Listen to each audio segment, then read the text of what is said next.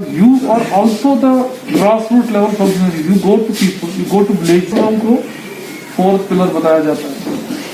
तो मुझे लगता है कि इंटरेक्शन करना बंदे का है, हमारा कोई रोल नहीं। हम बंदे आएगा जाएगा, आ रहे हैं 2007 से आ रहे हैं जा रहे हैं। आपसे मिलना है यहाँ पर आपकी मीटिंग होती है या यहाँ नहीं होती? नहीं, और जो चीज है जो एक चीज पोर्शन है जो आपको मेरा तो वही मकसद है कि मैंने लोगों को यहाँ पे देखा, यानी मैं खुद आया 10 बार।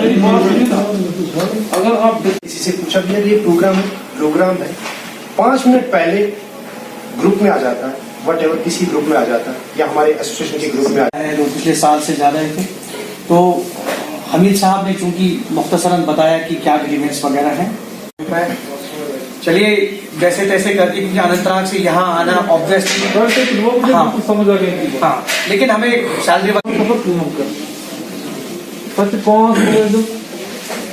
अदर दैन लेबर तो जमीन से आगे आओ।